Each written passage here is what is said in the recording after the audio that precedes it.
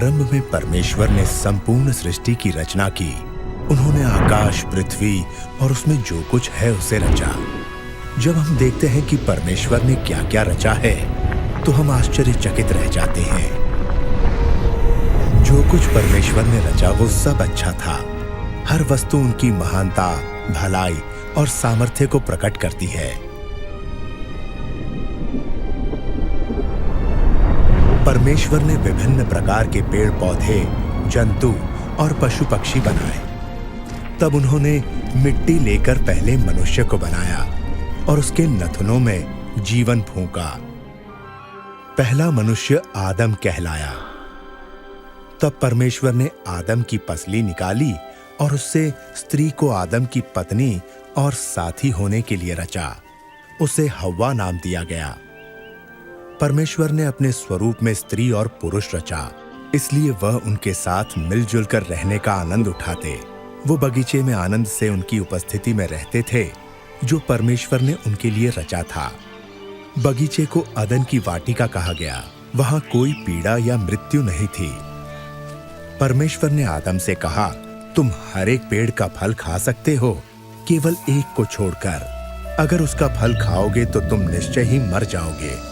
परंतु एक दिन शैतान, जो दुष्ट आत्माओं का प्रधान है, उसने हव्वा को परीक्षा में डालने की कोशिश की। उसने फल तोड़ा और कुछ खाया और उसने अपने पति को भी खिलाया। उसी क्षण परमेश्वर के साथ उनका संबंध टूट गया, क्योंकि परमेश्वर पवित्र हैं और उनकी आज्ञा तोड़ने वाले उनकी उपस्थिति में नहीं रह सकते। परमेश्वर ने आदम और हव्वा को अदन की वाटिका से बाहर कर दिया। उन्होंने परमेश्वर की आज्ञा को नहीं माना, इसलिए उन्हें लज्जित होना पड़ा। उसके परिणाम स्वरूप आदम, हव्वा और उनका सारा वंश दुख और मृत्यु के भागीदार हुए। लेकिन परमेश्वर बहुत दयालु हैं। उन्होंने मनुष्य से प्रेम करना नहीं छोड़ा। उन्होंने मनुष्य को फिर से अपनी संगति में लाने का रास्ता पहले से ही तैयार कर लिया था। पवित्र शास्त्र में परमेश्वर ने अपनी इस योजना को प्रकट किया, जिसके द्वारा वे मनुष्य को उस दंड से जिसके वे लायक हैं बचाएंगे और उनके पाप और लज्जा को दूर करके अपनी संगति में वापस लाएंगे। भविष्यवक्ता अब्राहम पर उन्होंने अपनी इस योजना का एक भाग प्रकट किया। अब्राहम ने परमेश्वर पर विश्वास किया और उनका आदर किया। परमेश्वर ने उसे आशीष देने की प्रतिज्ञा की और कहा कि उसके द्वारा वो सब राष्ट्रों के लोगों को आशीष देंगे। परमेश्वर ने उससे प्रतिज्ञा की कि वे उसके वंश को सागर तट की रेत के कणों और आकाश के तारों के समान कर देंगे। अब्राहम ने परमेश्वर पर विश्वास किया और परमेश्वर ने उसके इस विश्वास के कारण उसे धर्मी ठहराया और लोगों ने उसे परमेश्वर का मित्र माना।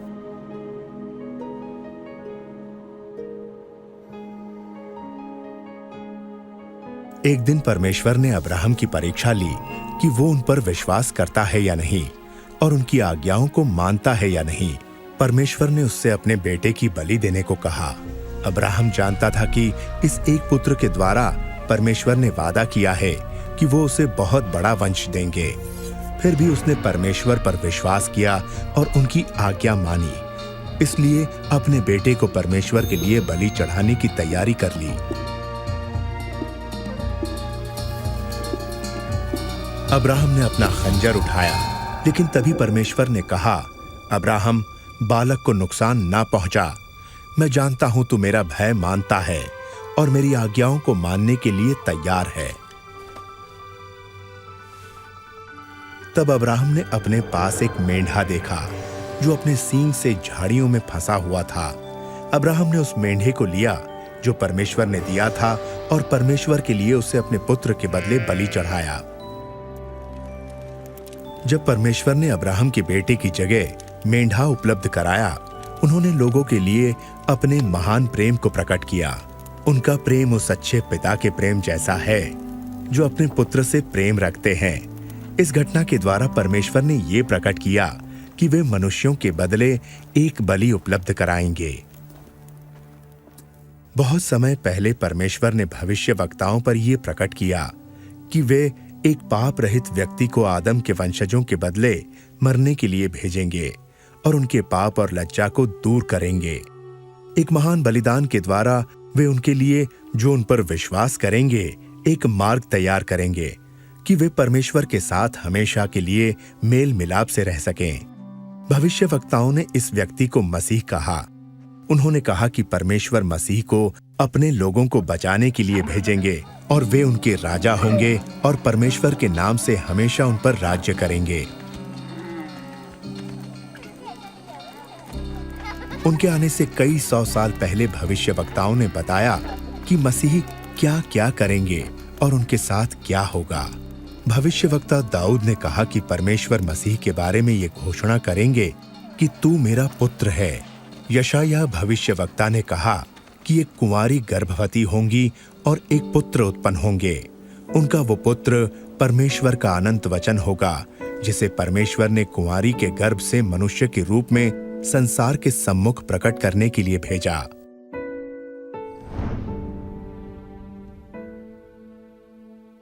भविष्यवक्ताओं ने यह भी लिखा कि मसीह का जन्म बैतलहम में होगा। उन्होंने भविष्यवाणी की कि वो यरूशलेम में उनके राजा के रूप में प्रवेश करेंगे। उन्होंने ये भी लिखा कि 30 चांदी के टुकड़ों के बदले उनका एक नजदीकी मित्र उन्हें धोखा देगा। भविष्यवक्ताओं ने कहा कि मसीह अपने जीवन का बलिदान करेंगे, लेकिन परमेश्वर तीसरे दिन उन्हें मृतकों से जीवित कर देंगे।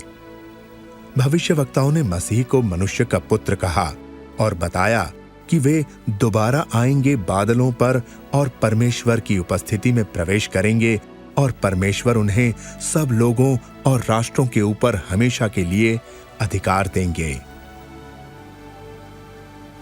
2000 वर्ष पहले एक ऐसे ही व्यक्ति इस संसार में रहते थे जिनका नाम यीशु था। क्या यीशु का जीवन उन सब बातों को जो भविष्यवक्ताओं ने मसीह के बारे में कहीं पूरा करता है? ये फिल्म ये बताती है कि यीशु कौन है और उन्होंने क्या कहा और क्या किया, जैसा धर्मशास्त्र में लिखा है। इस फिल्म में कलाकार ने यीशु का पात्र निभाया है।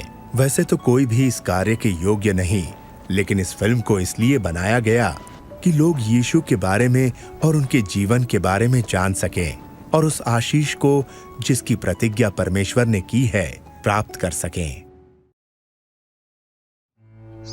प्रिय थियोफिलस, मैं आपको क्रमानुसार उन सभी घटनाओं के बारे में लिख रहा हूं जो हमारे बीच घटी, ताकि आप हर बात के बारे में संपूर्ण सत्य को जान सकें।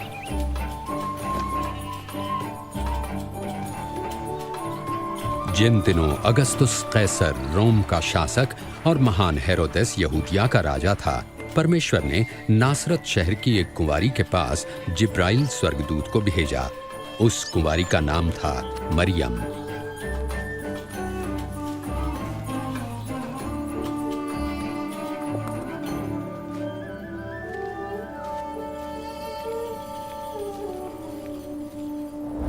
भयभीत न हो मरियम, आप पर परमेश्वर का अनुग्रह हुआ है। आप गर्भवती होंगी और एक पुत्र उत्पन्न होंगे और आप उनका नाम यीशु रखना। ये कैसे हो सकता है? मैं तो कुंवारी हूँ। पवित्र आत्मा आप पर उतरेगा, इस कारण वे पवित्र बालक परम प्रधान परमेश्वर के पुत्र कहलाएंगे तथा उनके राज्य का कभी अंत ना होगा। मरियम यहूदिया के एक नगर अपनी चचेरी बहन एलिशिबा के पास गई, जो स्वयं अद्भुत रूप से गर्भवती थी। एलिशिबा, मरियम, बहन मरियम, तुम सब स्त्रियों में धन्य हो। धन्य है वो बालक जो तुम जनोगी। सांप के बच्चों, बताइए हम क्या करें? हमें बताएं, हम किस मार्ग पर जाएं? अगर किसी के पास 2 कमीजें हैं, वो एक उस मनुष्य को दे जिसके पास नहीं है, और जिसके पास भोजन है वो अवश्य बांटे। हे गुरु, हम चुंगी लेने वाले हैं, हम क्या करें? निर्धारित से अधिक चुंगी तुम मत लो। और हमें बताएं, हमें क्या करना चाहिए? किसी से भी जबरन धन मत लो और न किसी पर झूठा दोष लगाओ। अपनी कमाई में संतुष्ट रहो।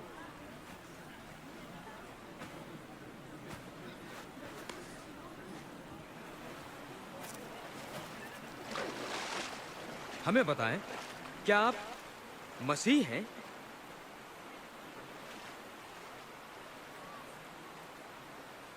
मैं तुम्हें पानी से बपतिस्मा देता हूं, परंतु एक आ रहे हैं जो मुझसे कहीं अधिक महान है।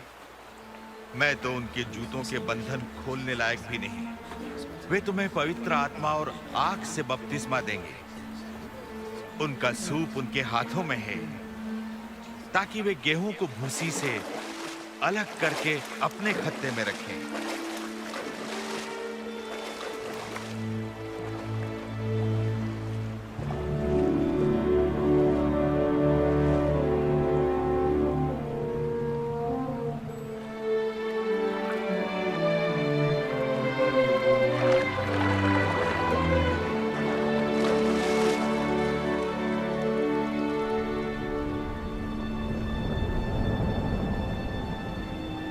और पवित्र आत्मा कबूतर के रूप में यीशु पर उतरा।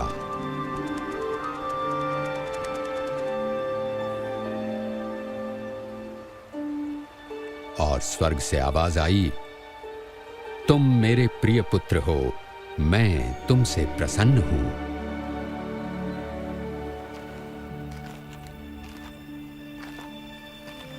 लगभग 30 वर्ष की आयु में यीशु ने अपनी सेवा आरंभ की। पवित्र आत्मा से परिपूर्ण यीशु यरदन से लौटे। आत्मा से प्रेरित वो 40 दिन तक बयाबान में रहे, जहां शैतान उनकी परीक्षा करता रहा। इस बीच उन्होंने कुछ नहीं खाया।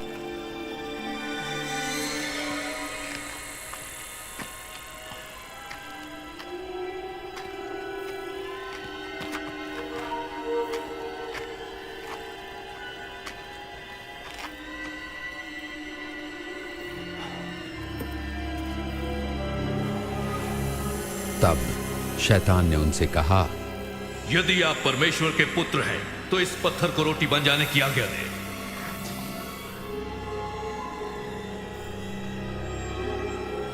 ये लिखा है, मनुष्य केवल रोटी ही से नहीं पर परमेश्वर के हर वचन से जीवित रहेगा।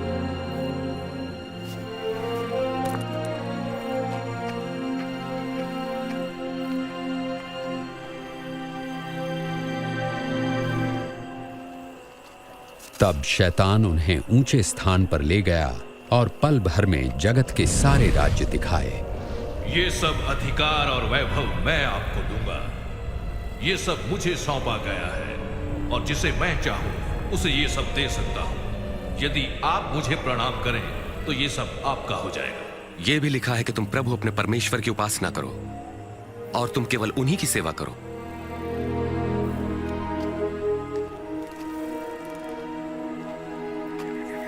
फिर शैतान उन्हें यरूशलेम आराधनालय के गुंबद पर ले गया। यदि आप परमेश्वर के पुत्र हैं तो अपने आप को यहां से गिरा दें, क्योंकि पवित्र शास्त्र में लिखा है कि परमेश्वर अपने स्वर्गदूतों को आज्ञा देंगे कि वे आपकी रक्षा करें। वे आपको हाथों हाथ उठा लेंगे ताकि आपके पांव को पत्थर से ठेस तक न लगे। धर्मशास्त्र कहता है, तुम प्रभु अपने परमेश्वर की परीक्षा न करो।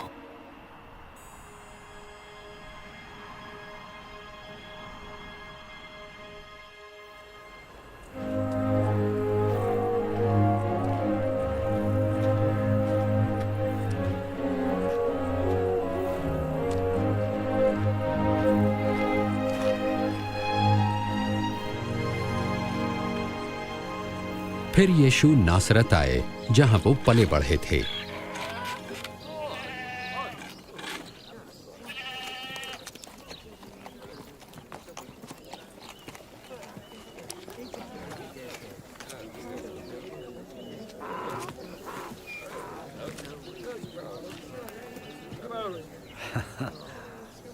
कैसी हो?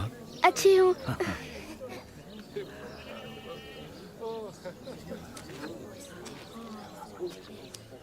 सब्बत।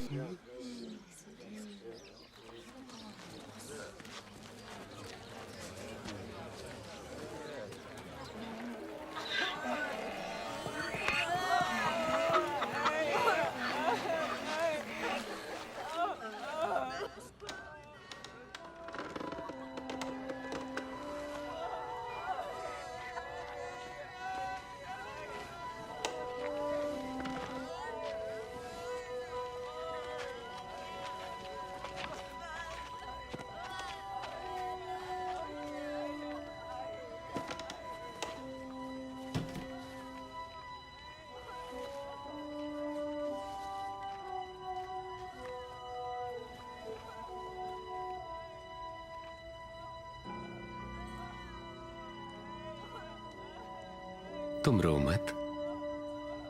वो मरी नहीं है, वो तो बस सो रही है।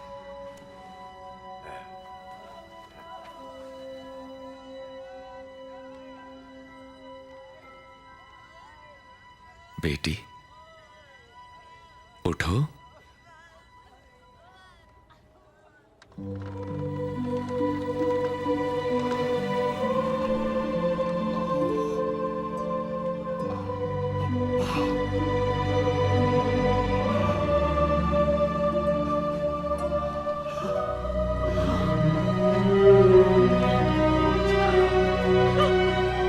इसे कुछ खाने को दो।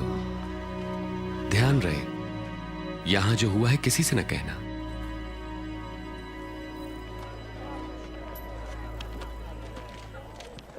उसके बाद उसने चुंगी लेने वाले मत्ती लेवी को चुंगी स्थल पर बैठे देखा।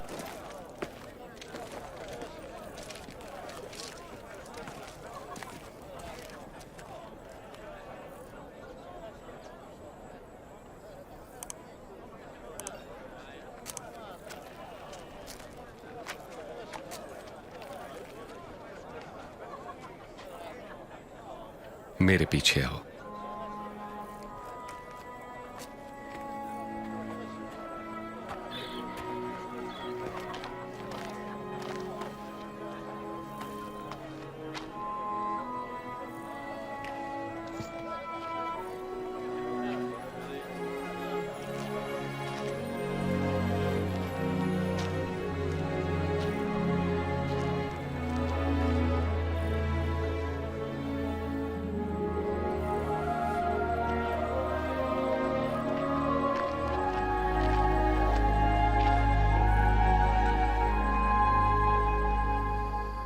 और यीशु प्रार्थना करने पहाड़ी पर गए, जहां वे सारी रात परमेश्वर से प्रार्थना करते रहे।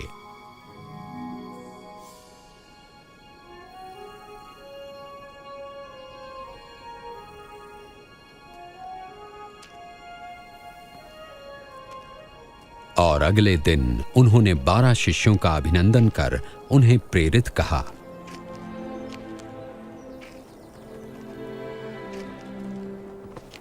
शिमोन, जिसे उन्होंने पतरस नाम दिया, और उसका भाई आंद्रियास, याकूब,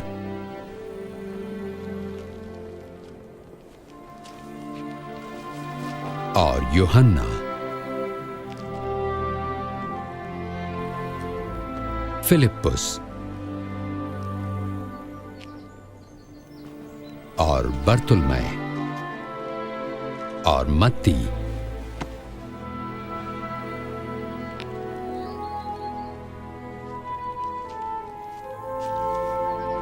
और थोमा, याकूब हल्फई का पुत्र,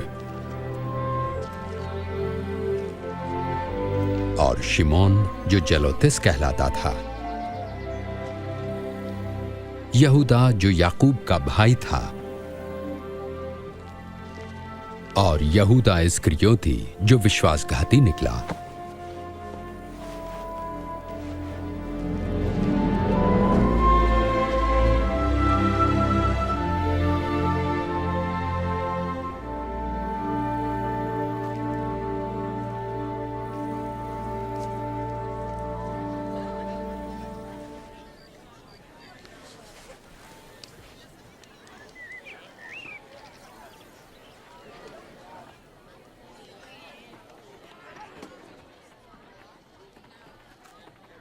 धन्य हो तुम जो दीन हो, परमेश्वर का राज्य तुम्हारा है। धन्य हो तुम जो भूखे हो, क्योंकि तुम तृप्त किए जाओगे। धन्य हो तुम जो रोते हो, तुम हर्षित होगे। धन्य हो तुम जब लोग धिक्कारें, नकारें और अपमानित करें और मेरे कारण तुम्हें बुरा कहें। जब ऐसा हो तो तुम आनंदित और मगन होना, क्योंकि तुम्हारे लिए स्वर्ग में बड़ा प्रतिफल है। उनके पूर्वजों ने भी भविष्यवक्ताओं के साथ ऐसा ही किया।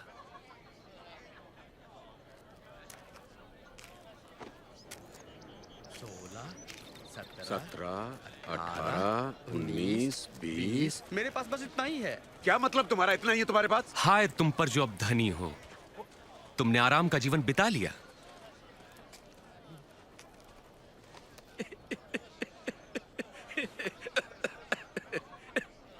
जो धनी ना बनना चाहे वो कोई पागल ही होगा। हाय तुम पर जो अब हंसते हो, तुम रोगे और विलाप करोगे।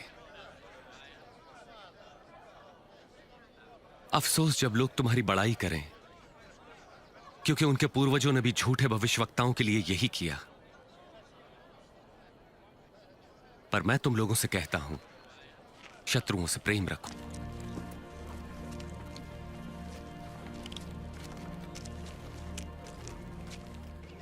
इस धर्मगुरु ने यशु को रात्रि भोज पर बुलाया। यशु उनके घर गए और भोजन करने बैठे। चलो बच्चों, यहां से चले जाओ। तुमने सुना नहीं? जाओ। बड़े शरारती हैं ये बच्चे।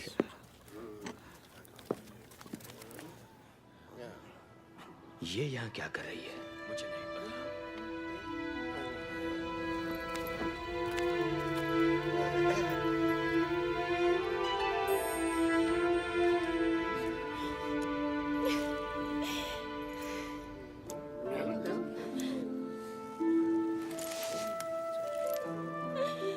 ये कर क्या रही है?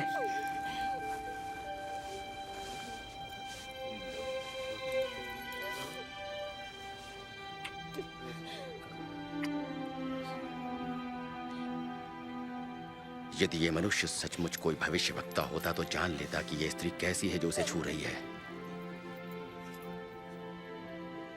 वो जानता कि वो कैसा पापमय जीवन जी रही है। मैं जानता हूं कि ये स्त्री कौन है शिमोन। मैं तुम्हें एक बात बताता हूं। किसी महाजन के 2 कर्जदार थे। एक पर 500 और दूसरे पर 50 रुपए का कर्ज था। दोनों ही कर्ज चुकाने की स्थिति में नहीं थे। उसने दोनों का कर्ज माफ कर दिया। उससे अधिक प्रेम कौन करेगा? मेरे ख्याल से जिसका अधिक कर्ज माफ हुआ। तुमने ठीक कहा। इस स्त्री को देखो।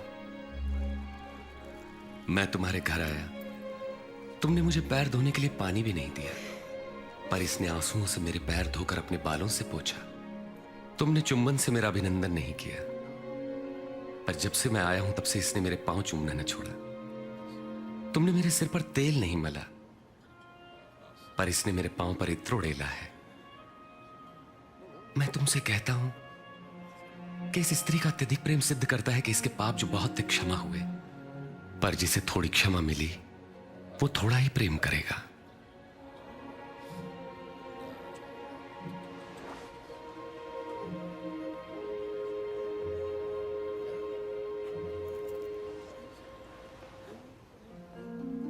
तुम्हारे पाप क्षमा हुए। तुम्हारे विश्वास में बचा लिया। शांति से जाओ।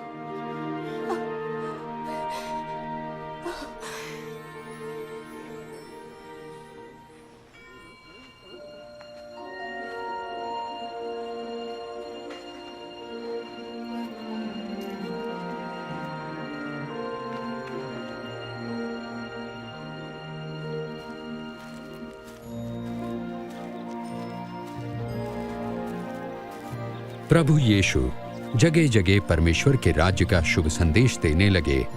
उनके साथ थे 12 शिष्य और दुष्ट आत्माओं से मुक्त की गई कुछ स्त्रियां। मरियम जो मगदलीनी कहलाती थी, योअन्ना जिसका पति खोजा हेरोदेस के दरबार में भंडारी था, और सुसन्ना।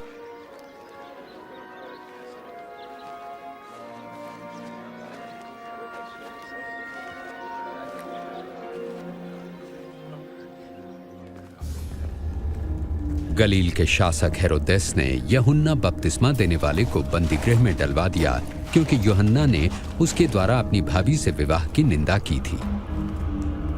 कहो। जब हम लोग नाइन नगर के द्वार पर पहुंचे, तब लोग एक अर्थी को लेकर जा रहे थे। मरा हुआ व्यक्ति एक विधवा का इकलौता पुत्र था। जब यीशु ने उस विधवा की तरफ देखा, उनका हृदय दया से भर उठा। उन्होंने कफन उठाया और कहा, ऐ नौजवान, मैं तुमसे कहता हूं उठो। और मरा हुआ युवक उठ बैठा। यीशु ने उसे उसकी मां को सौंप दिया। उनसे पूछो, क्या आप वही हैं जिनके आने के विषय में यूहन्ना ने प्रचार किया था, या फिर हम किसी और की प्रतीक्षा करें?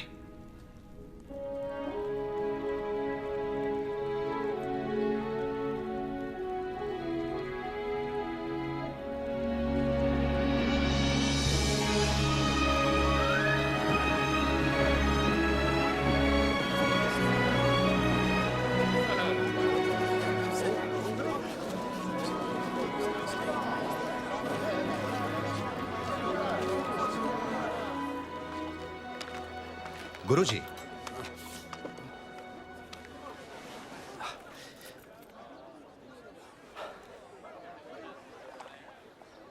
गुरुजी, यूहन्ना बपतिस्मा देने वाले ने हमें ये पूछने भेजा है कि आप वही हैं जो आने वाले थे या हम किसी और के आने की प्रतीक्षा करें। जो कुछ तुमने देखा और सुना जाकर यूहन्ना से कहो। अंधे देख सकते हैं, लंगड़े चल सकते हैं। धन्य हैं वे लोग जो मुझ पर संदेह नहीं करते।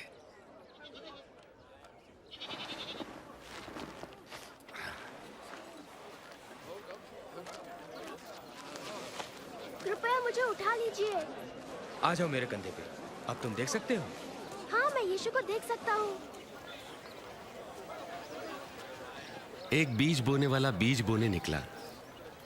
बोते हुए कुछ बीज मार्ग के किनारे गिरे और रौंद डाले गए, और पक्षियों ने उन्हें चुग लिया। और कुछ पथरीली भूमि पर गिरे।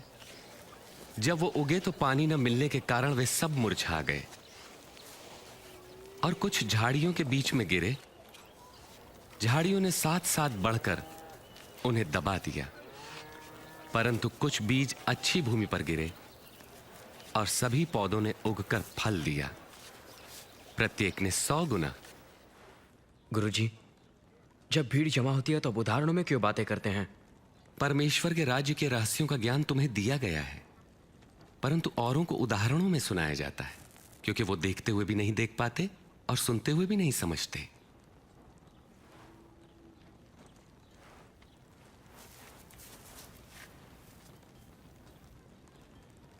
इस उदाहरण का अर्थ यह है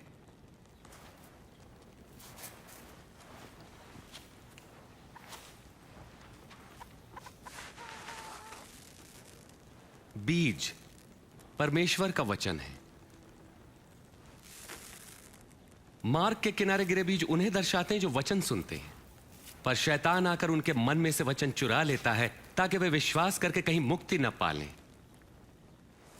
पथरीली भूमि पर गिरे बीज उन्हें दर्शाते हैं जो वचन सुनकर आनंद से ग्रहण करते हैं, पर जड़ नहीं पकड़ पाते।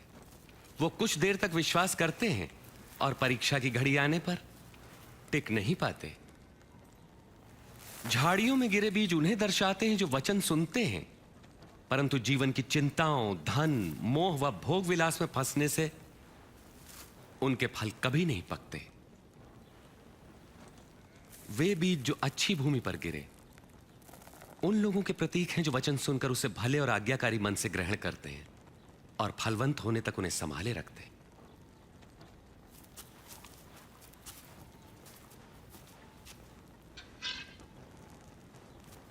दिया जलाकर कोई बर्तन से नहीं ढांकता और ना ही खाट के नीचे रखता है, बल्कि उसे दीवार पर रखता है ताकि भीतर आने वालों को उससे प्रकाश मिले। जो कुछ छिपा है वो बाहर लाया जाएगा, और जो ढका है उसे ढूंढकर प्रकाश में लाया जाएगा। इसलिए सचेत रहो कि तुम कैसे सुनते हो, क्योंकि जिसके पास है उसे और दिया जाएगा, और जिसके पास नहीं है उससे वो भी ले लिया जाएगा जो उसके पास है। गुरुजी, आपकी माता और भाई वहां बाहर खड़े हैं, आपसे मिलना चाहते हैं। मेरी माँ और मेरे भाई वे हैं जो परमेश्वर का वचन सुनते और मानते हैं।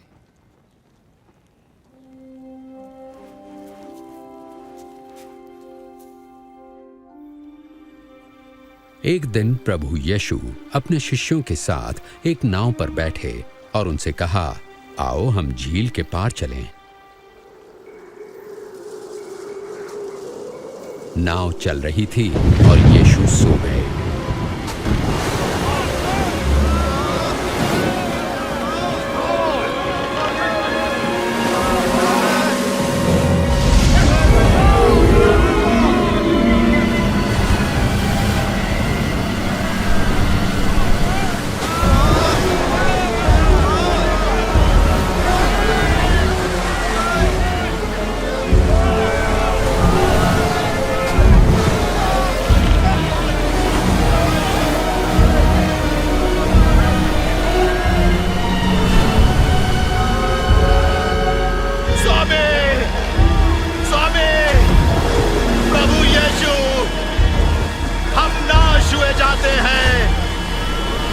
हमें लहरें घेर रही हैं, हम डूब जाएंगे, हमें बचाइए।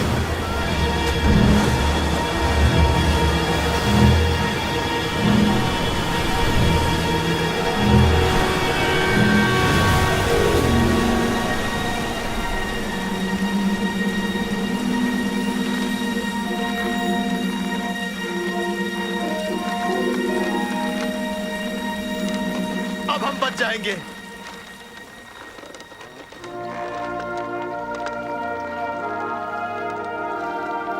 कहां गया तुम्हारा विश्वास?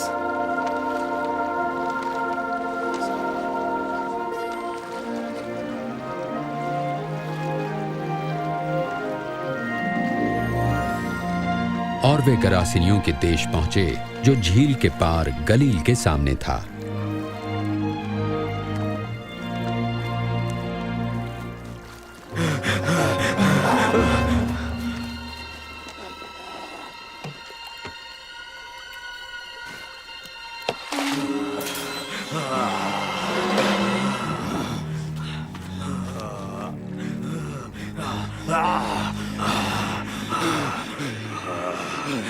यीशु, परम प्रधान परमेश्वर के पुत्र,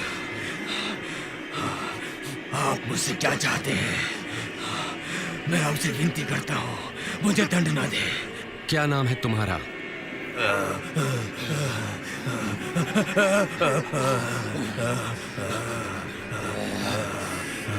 सेना। प्रभु विनती करते हैं, हमें नरक कुंड में ना भेजे,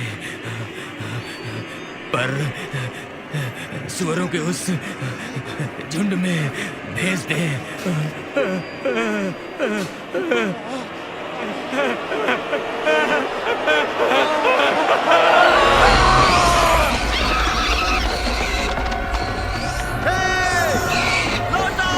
रुको, रुको।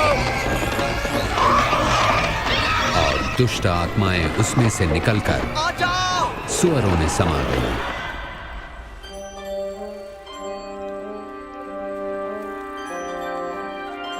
यहां से चला जा। हे जादूगर, हमें छोड़ दे। यहां से दूर चला जा। हमें छोड़ दे। यहां से चला जा। आप जहां जाएंगे मैं भी साथ चलूंगा। मुझे अपने साथ आने दें। घर लौट जाओ। परमेश्वर ने जो किया है वो बताओ।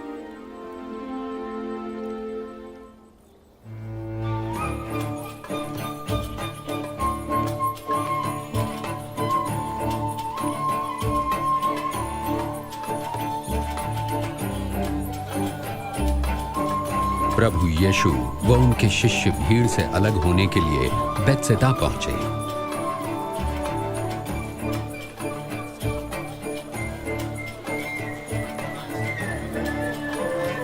पर भीड़ को इसका पता चल गया तो वो प्रभु के पीछे हो ली।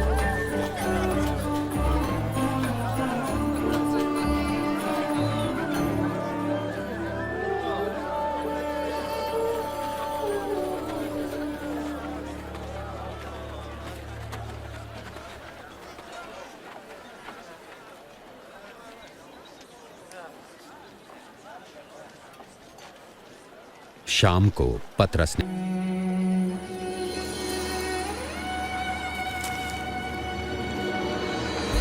ये तो चमत्कार है। विश्वास ही नहीं होता।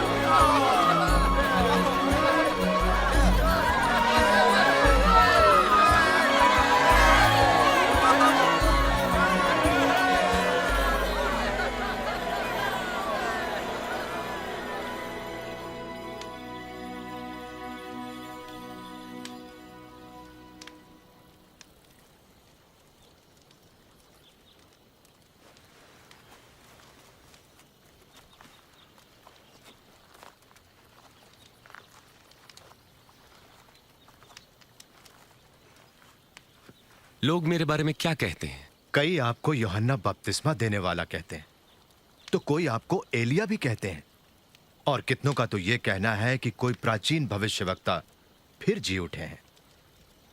तुम क्या कहते हो? तुम बताओ, कौन हूं मैं?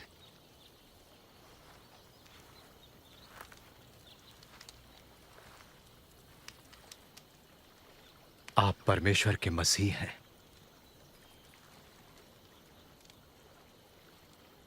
तुम ये बात किसी से न कहना। मेरे लिए अवश्य है कि मैं दुख उठाऊं, तिरस्कृत किया जाऊं और जान से मार डाला जाऊं, परंतु तीसरे दिन मृतकों में से जी उठूं।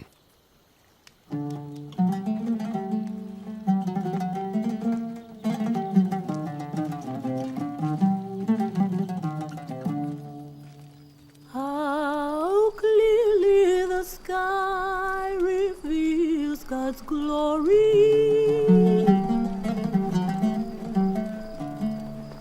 Each day announces it to the following day. Each night repeats it to the next.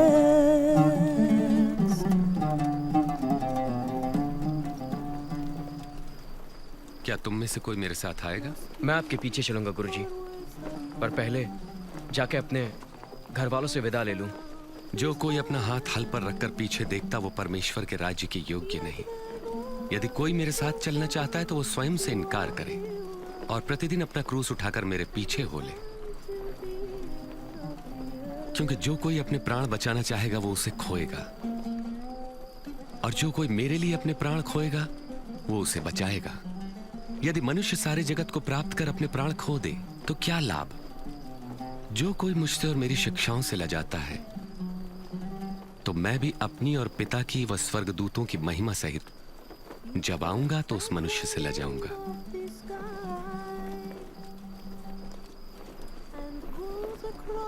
सच कहता हूं, यहां कुछ ऐसे भी हैं कि जब तक परमेश्वर का राज्य न देख ले मृत्यु नहीं देखेंगे।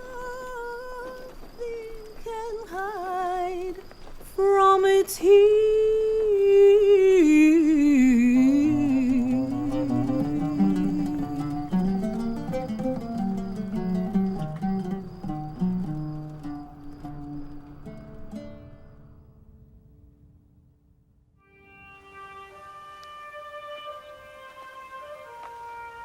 तब प्रभु यीशु यूहन्ना, याकूब और पतरस के साथ पहाड़ पर प्रार्थना के लिए गए।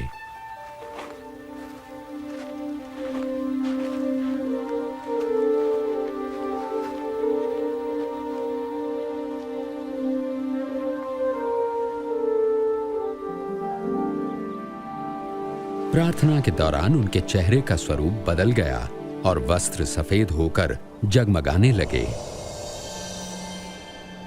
अचानक स्वर्गीय महिमा से परिपूर्ण भविष्यवक्ता मूसा और एलिया प्रभु यीशु से बातें करने लगे। आप परमेश्वर का उद्देश्य पूरा करेंगे।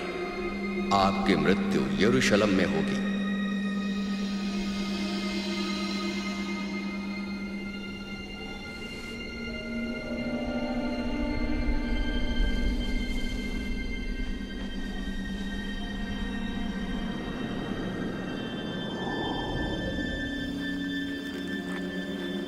जाते समय पतरस ने प्रभु यीशु से कहा, स्वामी, ये कितना अच्छा है कि हम यहाँ पर हैं।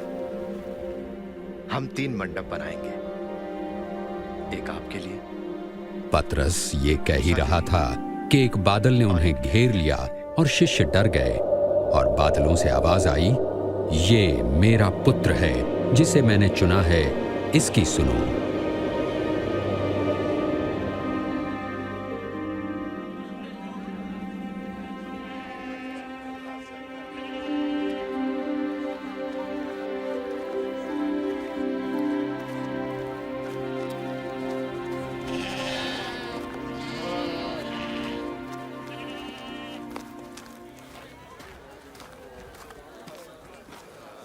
गुरुजी, गुरुजी, कृपा करके मेरे बेटे को देखिए, दया करके उसकी सहायता कीजिए। ये मेरी अकेली संतान है। मैंने आपके चेलों से दुष्ट आत्मा निकालने की विनती की, परंतु वे इसे न निकाल पाए। अविश्वासी और हठीले लोगों, मैं तुम्हारे साथ कब तक रहूं और तुम्हें सहता रहूं? अपने पुत्र को यहां लाओ।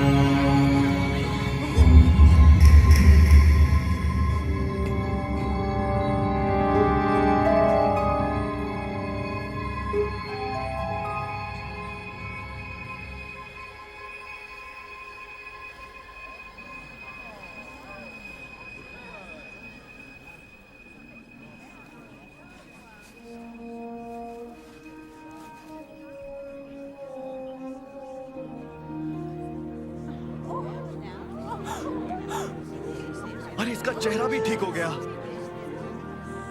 विश्वास नहीं होता।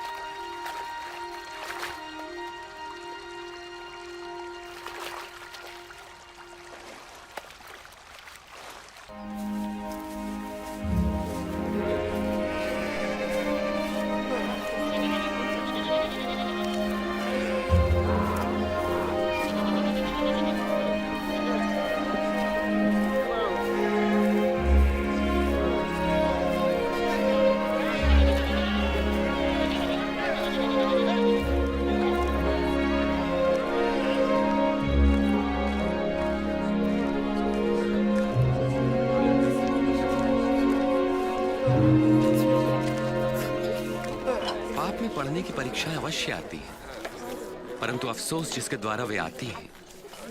जो किसी के लिए पाप का कारण बनता है, उसके लिए यही ठीक है कि उसके गले में भारी पत्थर लटकाकर समुद्र में डाल दिया जाए।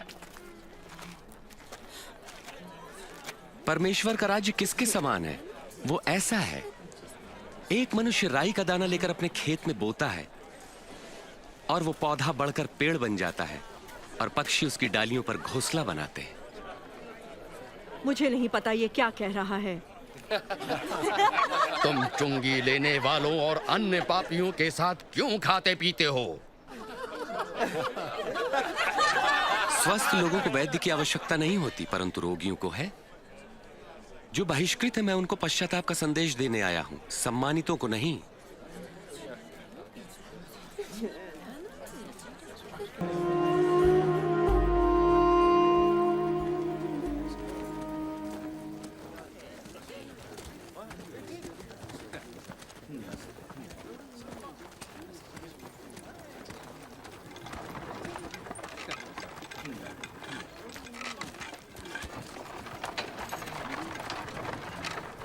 हे उत्तम गुरुजी, अनंत जीवन पाने के लिए मुझे क्या करना चाहिए? तुम मुझे उत्तम क्यों कहते हो? कोई भी उत्तम नहीं परमेश्वर के सिवा। तुम आज्ञाएं तो जानते हो, व्यभिचार न करना, हत्या न करना, किसी पर झूठे आरोप न लगाना, अपने माता पिता का आदर करना। परंतु ये सभी आज्ञाएं तो मैं बचपन से ही मानता आया हूं। तुम्हारे लिए भी एक काम करना आवश्यक है। अपना सब कुछ बेचकर धन गरीबों को बांट दो, तुम्हें स्वर्ग में धन मिलेगा। फिर मेरे पीछे हो लो। मगर हम तो व्यापारी हैं, बहुत धनवान। धनवान का परमेश्वर के राज्य में प्रवेश कितना कठिन है। धनवान के लिए परमेश्वर के राज्य में प्रवेश मुश्किल है, जबकि ऊंट का सुई के नाके से निकलना सहज है। तो फिर कौन मुक्ति पा सकता है?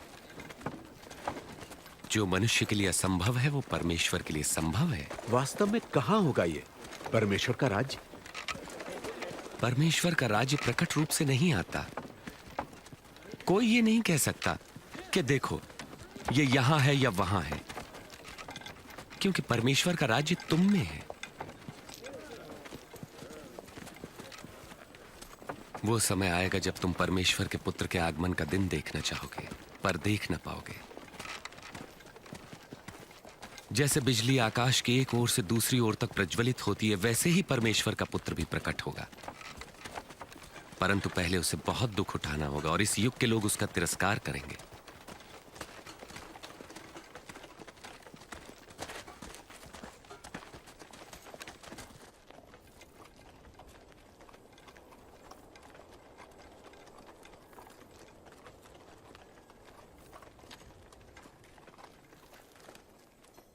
आकाश और पृथ्वी का टल जाना सहज है, परंतु परमेश्वर के वचन का एक शब्द निष्फल न होगा। मैं कहता हूं, जो तुम देखते और सुनते हो, बहुत से भविष्यवक्ताओं और राजाओं ने देखना और सुनना चाहा, परंतु ऐसा न कर सके। हम क्या करें? धर्मशास्त्र क्या कहता है? इसका क्या अर्थ है? तुम अपने प्रभु परमेश्वर को संपूर्ण हृदय, संपूर्ण प्राण, संपूर्ण सामर्थ्य, संपूर्ण मन से प्रेम करो। पड़ोसी को अपने समान प्रेम करो। तुमने ठीक कहा, यही करो तो जीवित रहोगे। मेरा पड़ोसी कौन है? वे सैनिक तो नहीं। क्या राजा होगा? एक बार एक मनुष्य यरूशलेम से यरीहो जा रहा था। तब डाकुओं ने हमला किया और लूटकर उसे अधमरा छोड़कर चले गए। तब एक धर्मगुरु वहां से गुजरा और उसे देखकर वहां से कतरा कर चला गया। इसी प्रकार एक पुरोहित भी वहां से निकला, पास आया, उस व्यक्ति को देखा और मुंह फेर कर चला गया। परंतु एक दलित ने मार्ग से गुजरते समय उस घायल मनुष्य को देखा और उसका हृदय दया से भर गया। उसने घायल के पास जाकर घावों को साफ किया, फिर उसे अपनी सवारी पर बैठाकर वो एक सराय में ले गया जहां उसकी सेवा टहल की। दूसरे दिन मालिक को कुछ रुपए देकर उसकी देखभाल करने को कहा और कहा, जो कुछ खर्च आएगा मैं लौटने पर तुम्हें दे दूंगा। इन तीनों में से किसने डाकुओं द्वारा लुटे व्यक्ति से अच्छे पड़ोसी का फर्ज निभाया? जिसने उस पर दया की। फिर तुम भी यही करो। बच्चों को मेरे पास आने दो और उन्हें मना मत करो, क्योंकि परमेश्वर का राज्य ऐसों का ही है। मैं तुमसे सच कहता हूं, जो कोई परमेश्वर के राज्य को एक बालक की तरह ग्रहण नहीं करता, वो उसमें कभी प्रवेश न करेगा। जो कोई मेरे नाम से इस बालक का स्वागत करता है, मेरा करता है। जो मुझे स्वीकार करता है, मेरे भेजने वाले को करता है। तुम में सबसे छोटा ही सबसे महान है।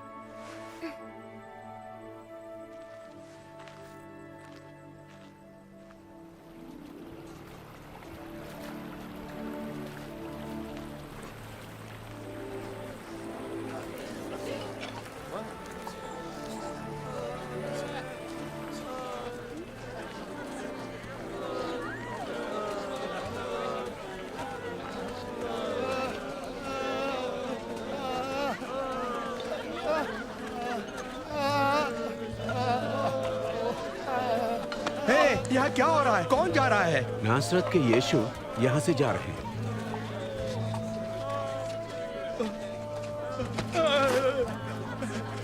यीशु, प्रभु यीशु, हे दाऊद की संतान, मुझ पर दया करे।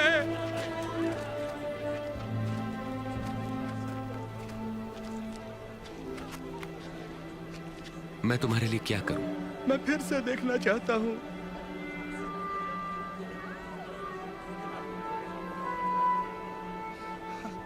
तो देखो, तुम्हारे विश्वास ने तुम्हें चंगा किया। मैं देख सकता हूं, मुझे दिखाई पड़ रहा है, मैं देख रहा हूं। यीशु,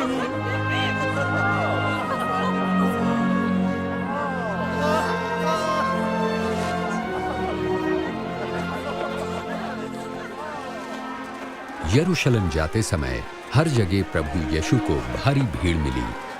लोग उनसे उद्धार का मार्ग और परमेश्वर के राज्य के बारे में और जानना चाहते थे।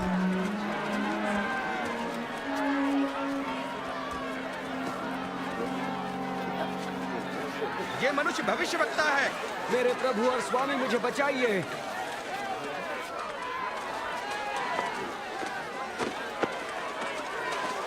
हे प्रभु, हमें बचाए, हमें बचाए।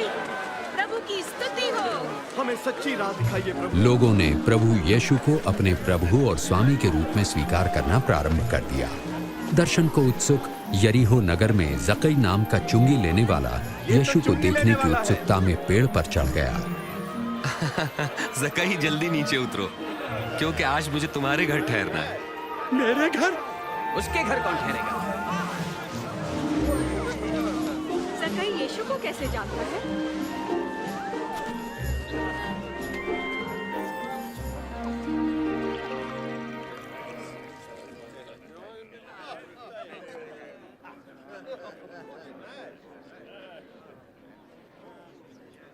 सुनो, 4 गुना लौटा दूंगा।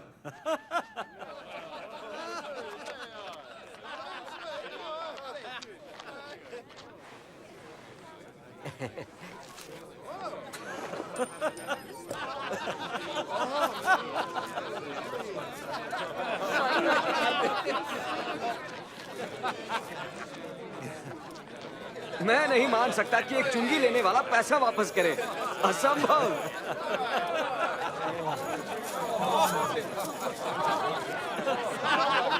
आज इस घर में मुक्ति आई है। ये मनुष्य भी इब्राहिम के वंश से ही है। मैं खोए हुओं को ढूंढने और उनका उद्धार करने आया हूं।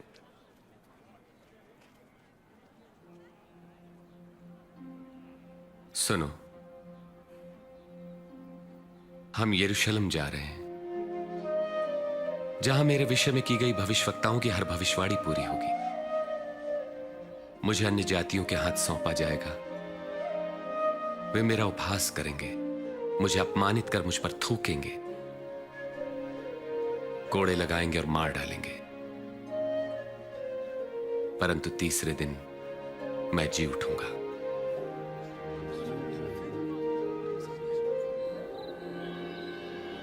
और प्रभु यीशु दृढ़ निश्चय के साथ यरूशलेम की ओर चल दिए।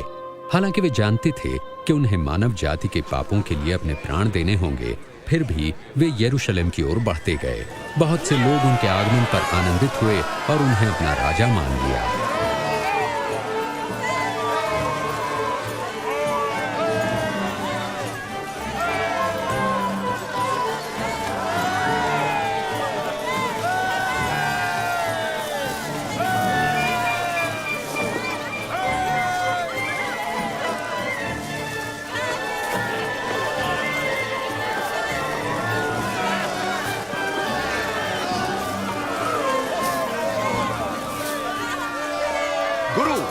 अपने शिष्यों को आज्ञा दे कि वे शांत रहें। मैं कहता हूं, यदि ये चुप रहे तो स्वयं ये पत्थर चिल्ला उठेंगे।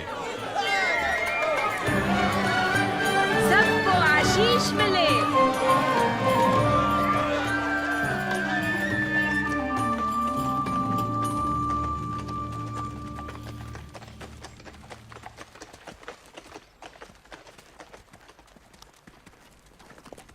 प्रभु यीशु यरूशलेम के निकट पहुंचे। उन्होंने उसे देखा और रो पड़े।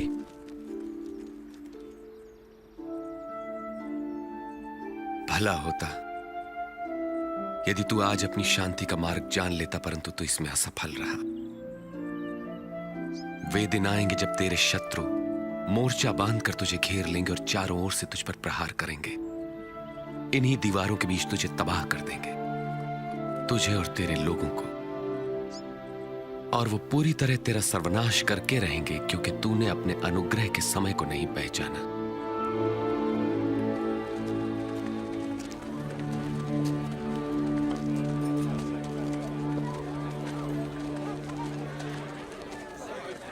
यरूशलेम का पवित्र मंदिर आराधना का स्थान होने के बजाय व्यापार का केंद्र बन चुका था।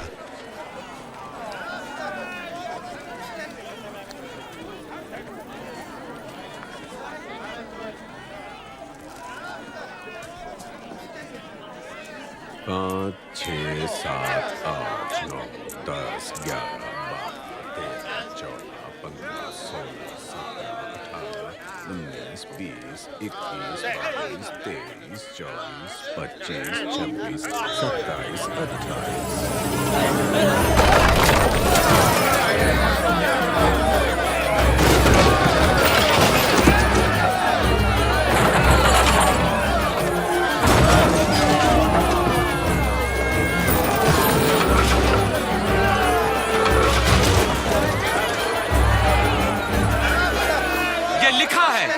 मेरा घर प्रार्थना का घर होगा, परंतु तुमने उसे डाकुओं की खो बना दिया। ये मेरे जानवरों को भगा रहा है। रोको उसे, रोको उसे।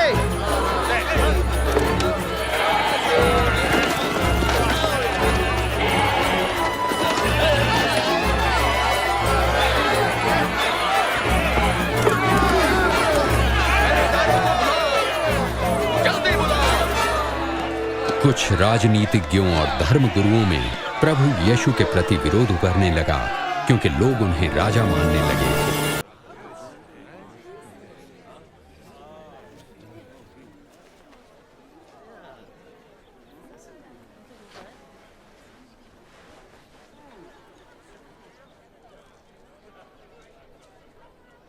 एक बार एक मनुष्य ने अंगूर की बारी लगाई उसे ठेके पे देकर लंबे समय के लिए कहीं चला गया।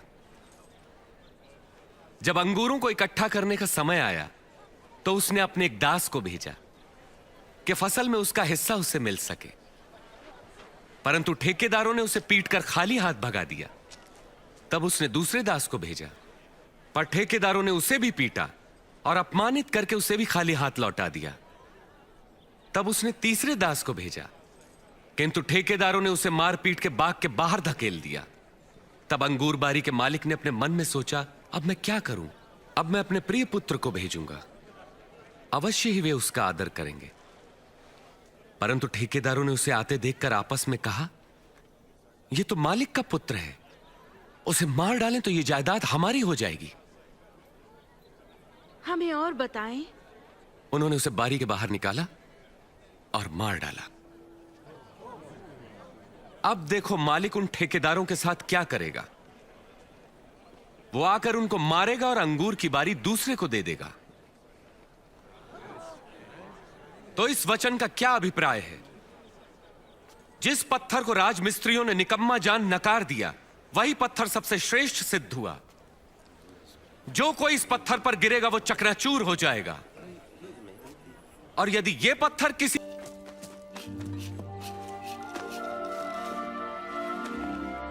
और प्रभु यीशु ने शिमोन पतरस और यूहन्ना को फसह का भोजन तैयार करने पहले ही भेज दिया।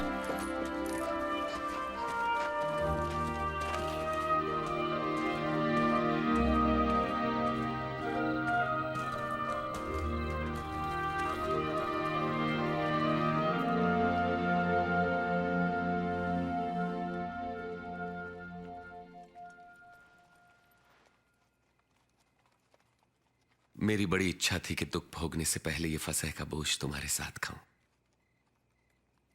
मैं तुमसे कहता हूं, परमेश्वर के राज्य में इसका उद्देश्य पूरा न होने तक मैं इसे नहीं खाऊंगा।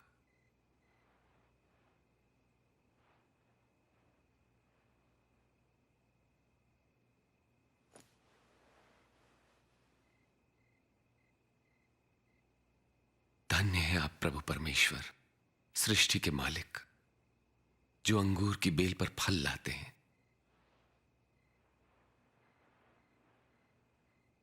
इसे लो और आपस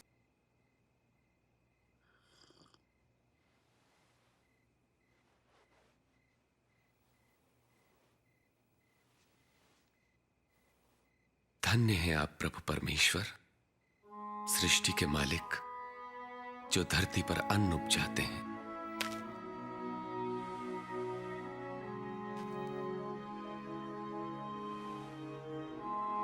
यह मेरी देह है जो तुम्हारे लिए दी जाती है। मेरी याद में ऐसा ही किया करो।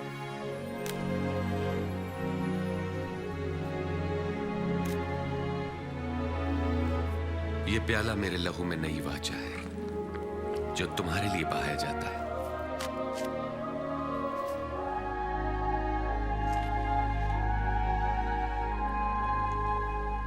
पर देखो, मुझे पकड़वाने वाला मेरे साथ इसी मेज पर है। मेरी मृत्यु तो निश्चित है, जैसा कि परमेश्वर ने ठहराया है, पर अफसोस उस पर जो मुझे पकड़वाए। ये नहीं हो सकता, ये कोई नहीं सकता, असंभव। कौन है वो धोखेबाज प्रभु?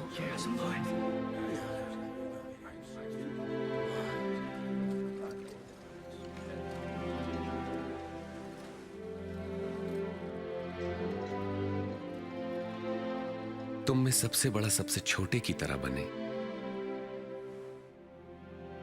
और अगुआ सेवक के समान।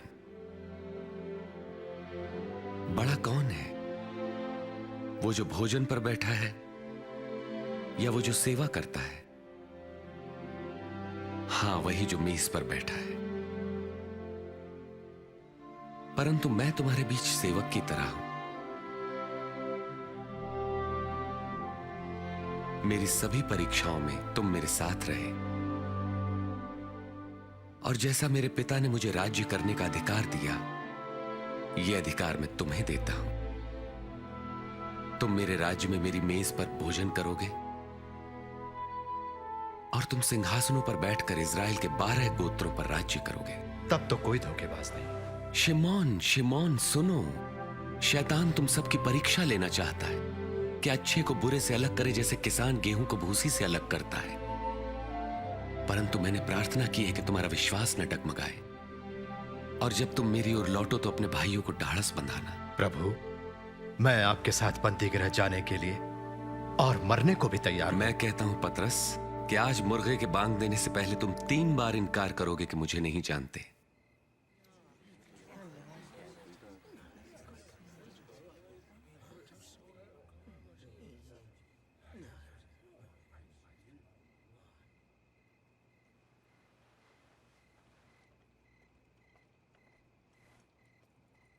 मैंने तुम्हें बिना बटुए, झोली और जूते के भेजा तो कोई कमी हुई? नहीं, कोई कमी नहीं। अब जिसके पास बटुआ या झोला हो वो उसे ले ले, और जिसके पास तलवार ना हो वो अपने कपड़े बेचकर खरीद ले। मैं कहता हूं, धर्मशास्त्र में लिखा है वो अपराधियों में गिना जाएगा, और मेरे विषय में लिखा सब पूरा हो रहा है। देखिए, यहां तो तलवारें हैं प्रभु।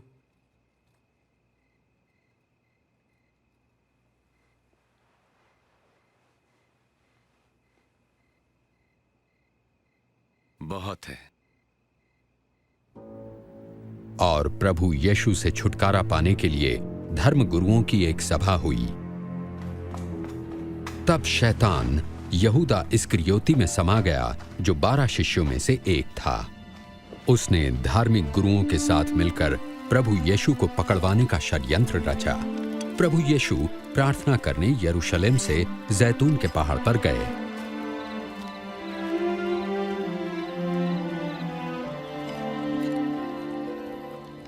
प्रार्थना करो ताकि तुम परीक्षा में न पड़ो।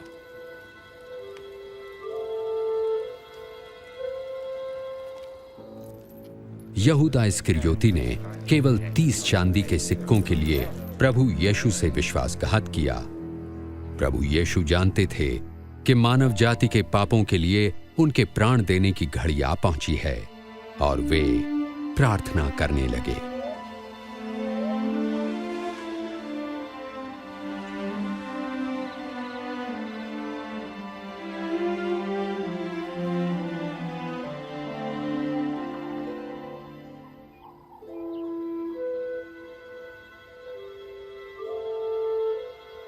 हे पिता, अगर आप चाहें तो ये प्याला मेरे पास से हटा ले, तो भी मेरी नहीं आपकी इच्छा पूरी हो।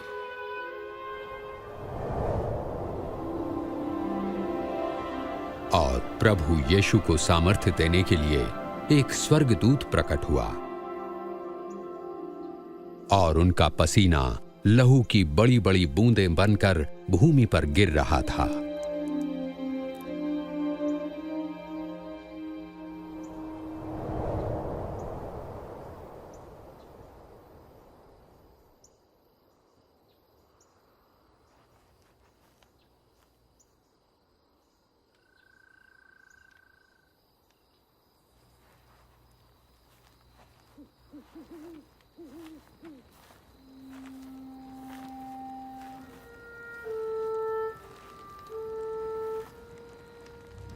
तुम क्यों सो रहे हो?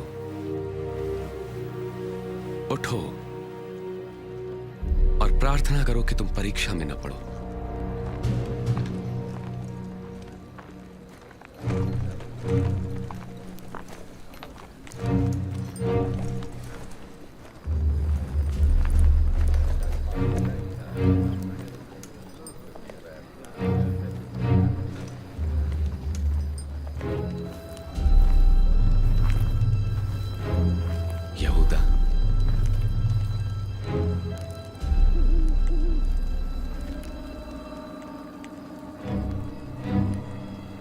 क्या तुम चुंबन लेकर मुझे पकड़वा रहे हो?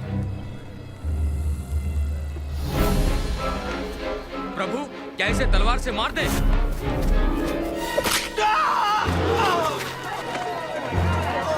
जाओ, इसे पकड़ लो। बस बहुत हो गया।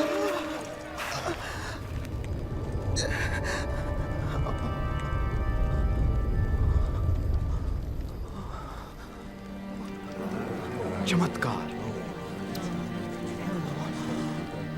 मुझे डाकू समझकर तुम तलवारें और लाठियां लेकर आए हो। मैं मंदिर में हर दिन तुम्हारे साथ था, तब तुमने मुझे नहीं पकड़ा। ये तुम्हारे सक्रिय होने की घड़ी है, जबकि अंधकार का साम्राज्य है।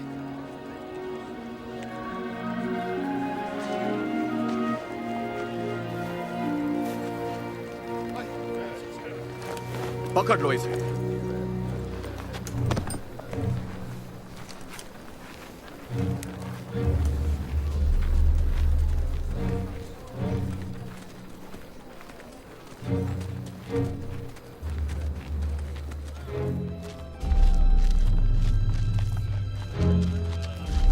इस पे निगरानी रखो। तब सिपाही उन्हें पकड़कर आंगन में लाए और यहूदियों का राजा कहकर उनका ठट्ठा करने लगे। अरे राजा के कपड़े तो देखो। बता अब क्या होने वाला है? क्या तू हमें बचाएगा ओ महाराज? क्या तू बचाएगा? ये मनुष्य भी यीशु के साथ था।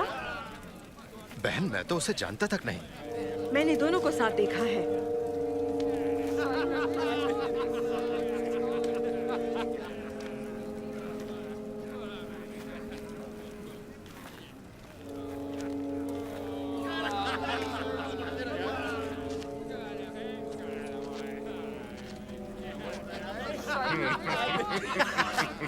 हम तो तेरे नौकर हैं। बड़े बनते थे, अब कैसा लगता है? तू भी तो उनमें से एक है। वो मैं नहीं।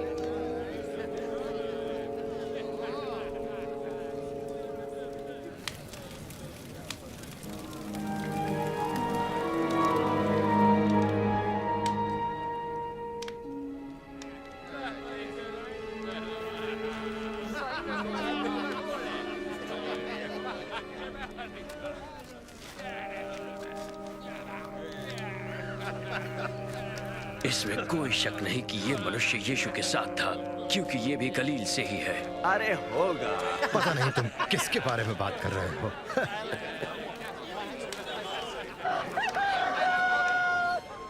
प्रभु यीशु ने मुड़कर सीधे पतरस को देखा।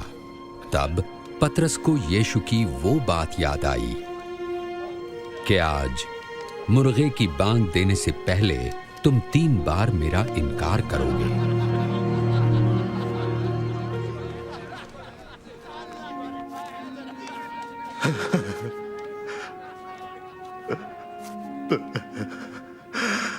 प्रभु जी, हम विनती करते हैं कि आप अपनी महानता के अनुसार हम पर दया करें। प्रभु, जब हमारे पूर्वजों ने आपका विरोध किया तब आप उनसे क्रोधित थे, फिर भी उनका नाश नहीं किया, परंतु क्षमा किया। आपने अपने प्रेम, वाचा तथा विश्वास योग्यता के कारण उन्हें क्षमा कर दिया।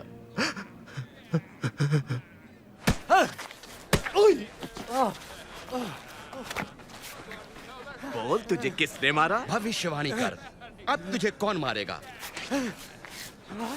बस करो, ये सब बंद करो। इसे सभा के सामने ले आओ। चल।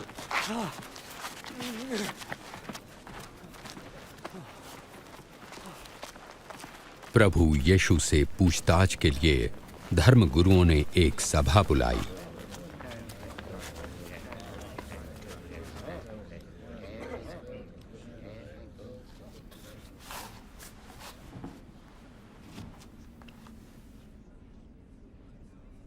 हमें बता, क्या तू ही मसीह है? यदि मैं बताऊंगा तो तुम विश्वास न करोगे।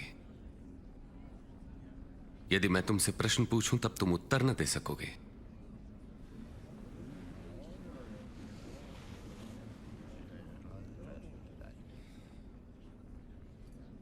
लेकिन अब से मैं निश्चय ही सर्वशक्तिमान परमेश्वर के दाहिनी ओर बैठूंगा। तो क्या तू परमेश्वर पुत्र है। हाँ, मैं हूं। कैसे उसने इसे ये कहने का अधिकार दिया है? परमेश्वर का पुत्र नहीं हो सकता। हमने खुद अपने कानों से सुना कि इसने क्या कहा।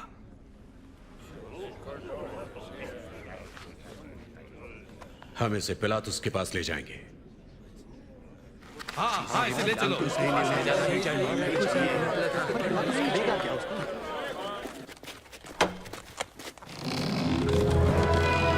चलो।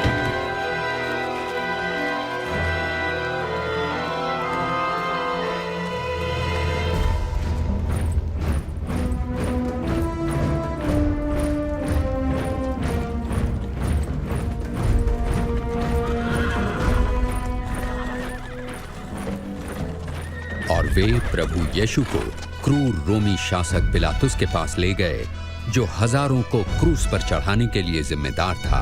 इतनी सुबह सुबह तुम लोग मुझसे क्या चाहते हो? हमने इसे लोगों को बहकाते हुए पकड़ा है। इसने मंदिर के बाजार में खलबली मचा दी। इसकी सजा क्या होगी? इसे दंड दो।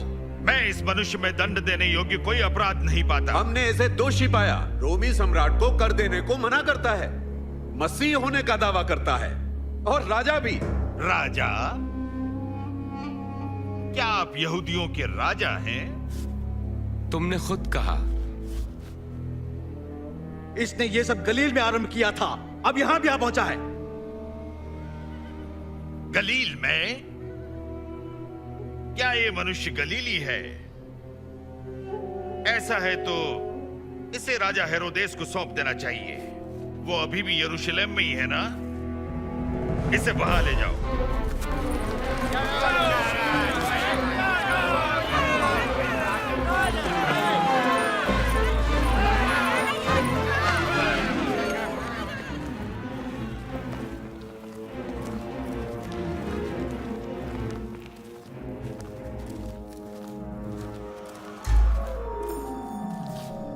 तो अपने विषय में क्या कहते हो तुम?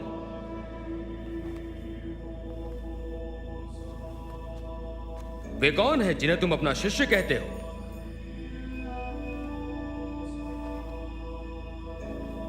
मैंने बहुतों से सुना है कि तुम आश्चर्य कर्म भी करते हो।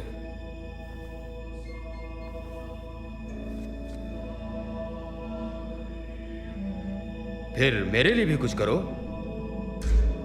महाराज, ये सभी लोगों को बहका रहा है और अपने आप को राजा कहता है।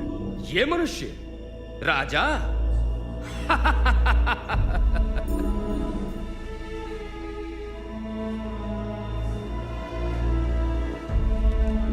महाराज,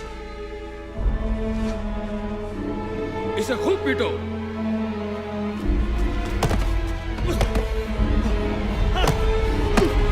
ले जाओ इसे पिलातुस के पास, ये उसी के प्रांत का है।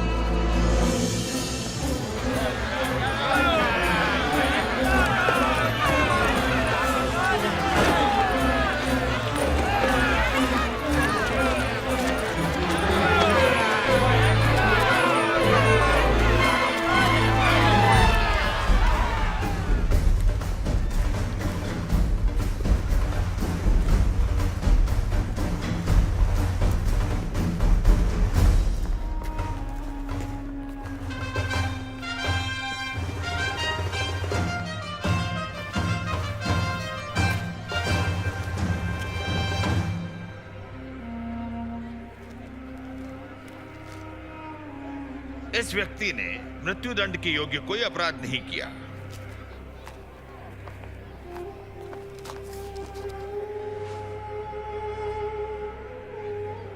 तो मैं इसे कोड़े लगवाकर छोड़े देता हूं। इस त्योहार के समय हमारे लिए आप एक आदमी को छोड़ने का अधिकार रखते हैं। हमारे लिए छोड़ दें बरअब्बा। और इस मनुष्य को दंड। हाँ, हमें बरअब्बा चाहिए।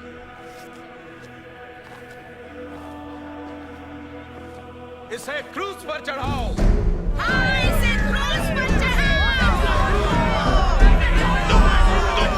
इसे कोड़े लगाओ।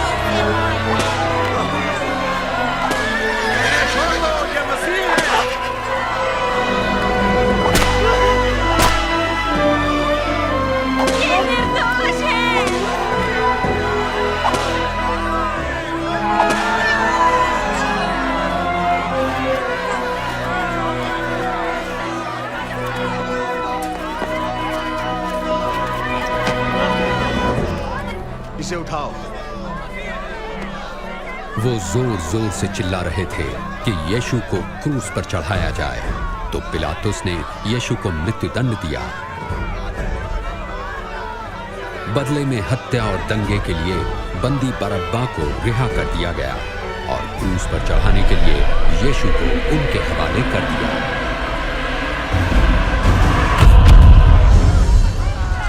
वापस जाओ, उससे दूर रहो, पीछे हटो, दूर रहो, उससे दूर रहो, पीछे हटो, पीछे हटो, पीछे हट जाओ, रास्ता खाली करो, हट जाओ, रास्ते में से हट जाओ, मैं जाऊं, उठो, उठ जाओ।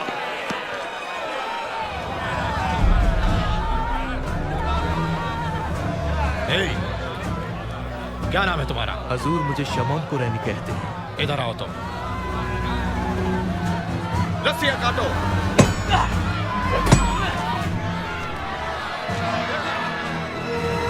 तो, इसे उठाओ, आगे चलो।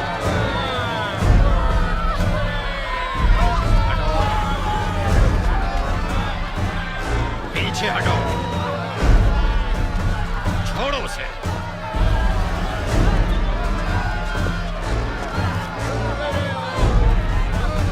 आगे बढ़ते रहो।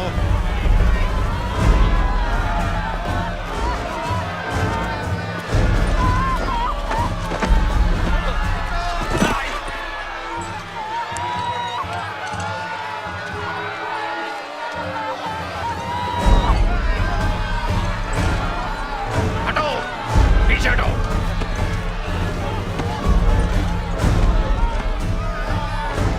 हटो पीछे।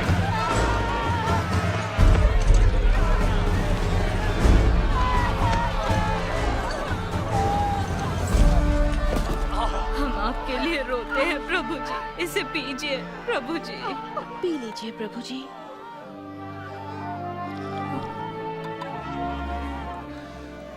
यरूशलेम की स्त्रियों, मेरे लिए नहीं, अपने और अपने बच्चों के लिए रो। जब ये लोग मेरे साथ ऐसा व्यवहार कर रहे हैं तो तुम्हारे साथ क्या कुछ ना होगा। परमेश्वर आपकी सहायता करें। हम आपके लिए प्रार्थना करेंगे।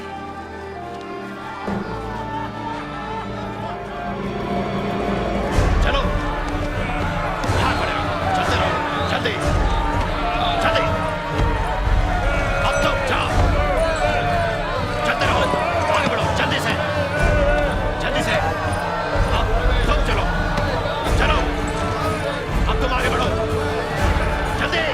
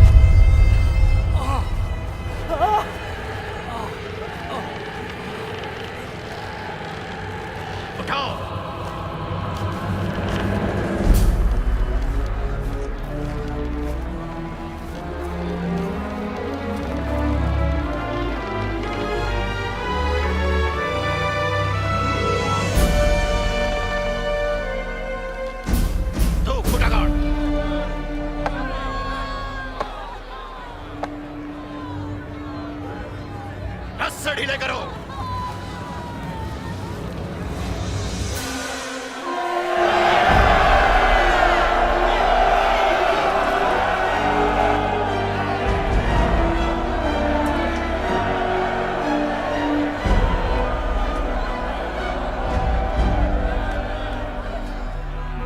हे पिता, इन्हें क्षमा कर।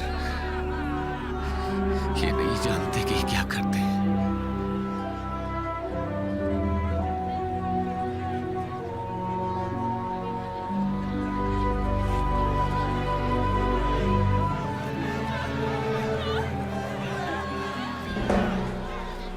इसने औरों को बचाया, अब अपने को बचाए। यदि तू मसीह है तो अपने आप को बचा। हाँ, क्रूस पर से उतरा। हमारे सामने भी एक आश्चर्य कर्म करे।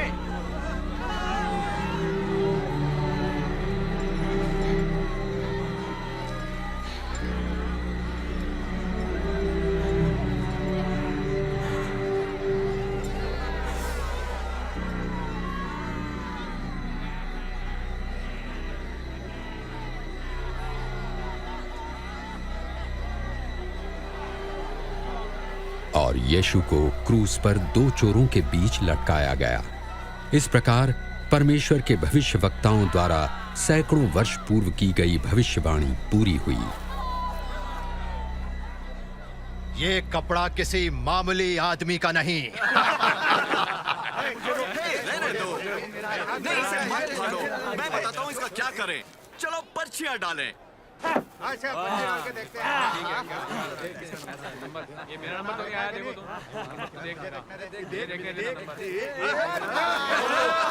तुझे मिल गया। अब तू इसका क्या करेगा?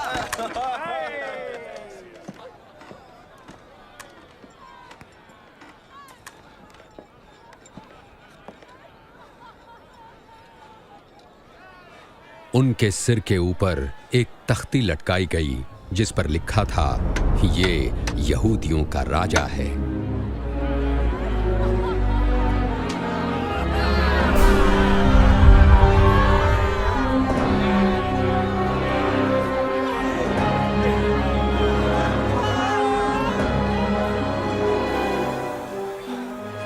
यदि तू यहूदियों का राजा है तो बचा ले अपने आप को।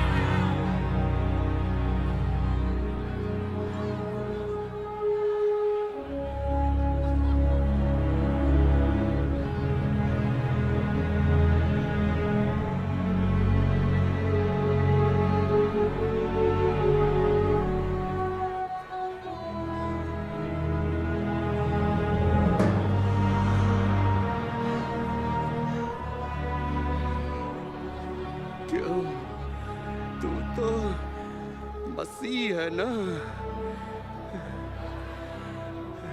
फिर हमें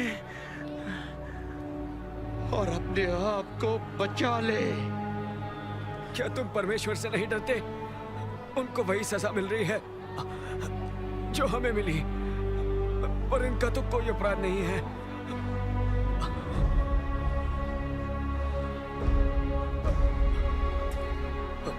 मुझे याद रखना यीशु जी, जब आप अपने राज्य में आएंगे। मैं वचन देता हूं कि तुम आज ही स्वर्ग में होगे मेरे साथ।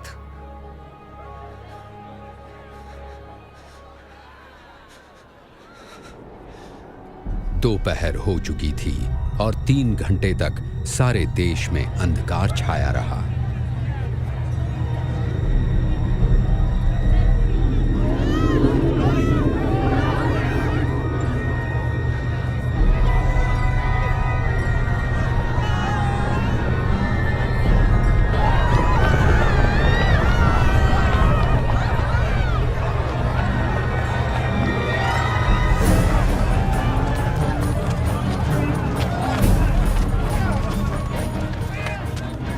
मंदिर का पर्दा ऊपर से लेकर नीचे तक हट गया।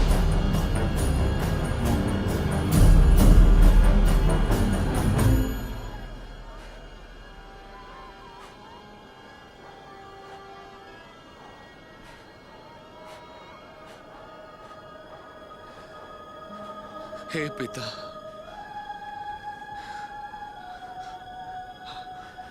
आपके हाथों में मैं अपनी आत्मा सौंपता हूं।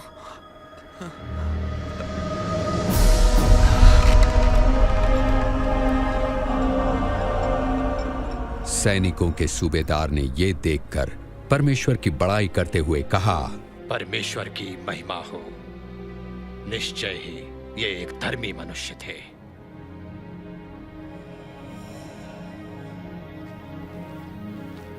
धार्मिक सभा के एक नेक सदस्य अरमतिया के यूसुफ ने, जो इस कार्य से सहमत नहीं था, जाकर पिलातुस से अनुमति ली कि प्रभु यीशु की लोथ को विश्राम के दिन से पहले ही कब्र में रखा जा सके।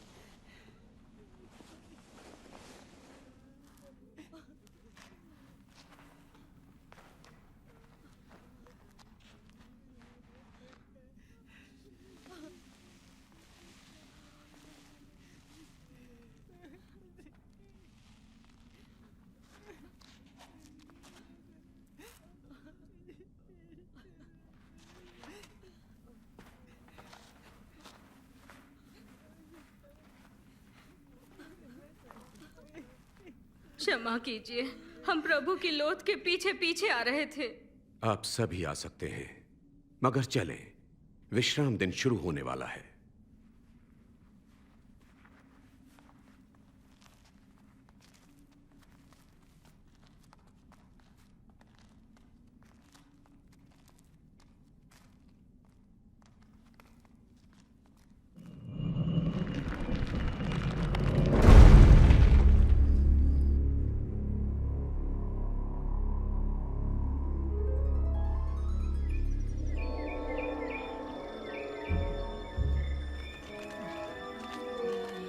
रविवार की सुबह तड़के ही स्त्रियां सुगंधित वस्तुएं तैयार करके कब्र पर आईं।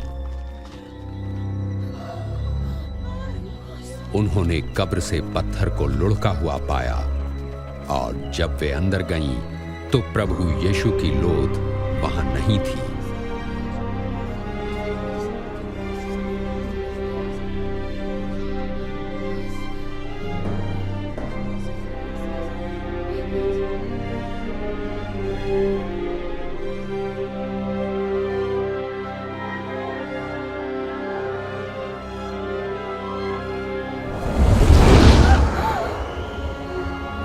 तुम जीवित को मरे हुओं में क्यों ढूंढती हो?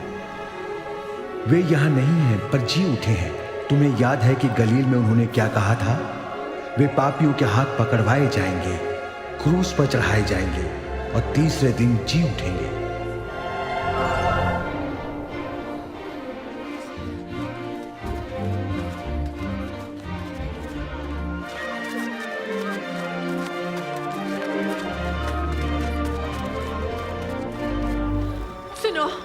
कब्र का पत्थर लुढ़का हुआ था।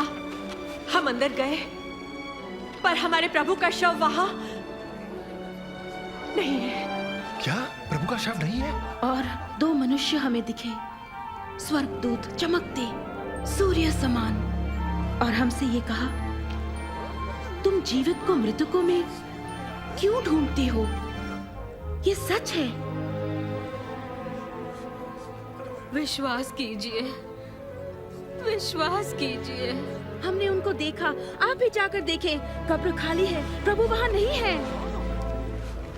पतरस, आप हमारा विश्वास करें।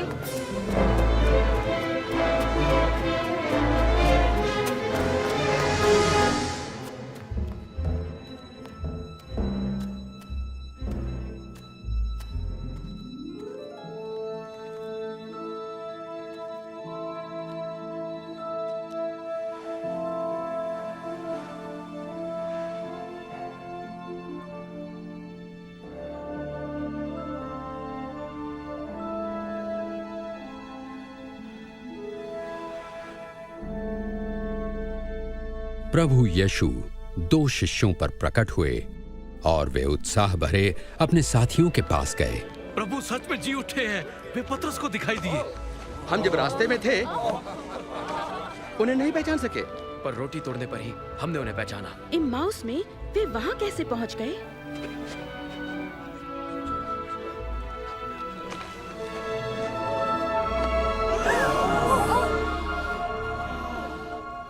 तुम्हें शांति मिले।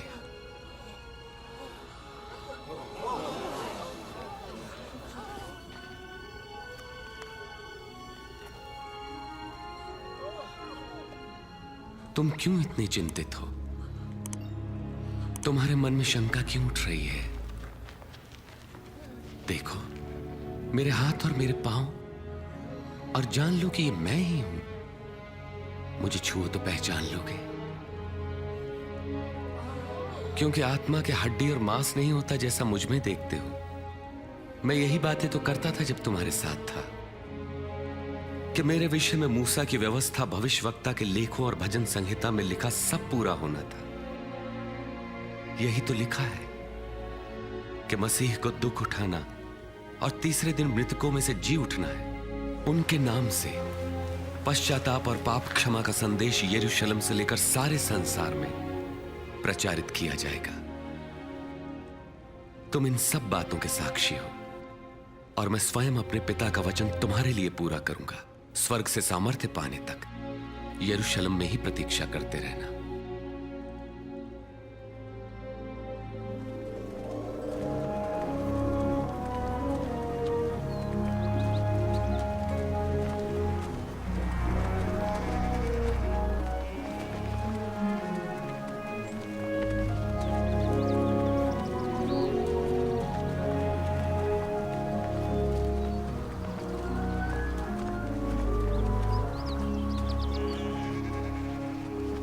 परमेश्वर तुम्हारी रक्षा करे और आशीष दे। स्वर्ग और पृथ्वी का सारा अधिकार मुझे दिया गया है, इसलिए जाकर सब जातियों के लोगों को शिष्य बनाओ और उन्हें पिता, पुत्र और पवित्र आत्मा के नाम से बपतिस्मा दो, और उन्हें सब बातें जो मैंने तुम्हें आज्ञा दी है मानना सिखाओ। और देखो, मैं जगत के अंत तक सदैव तुम्हारे साथ हूं।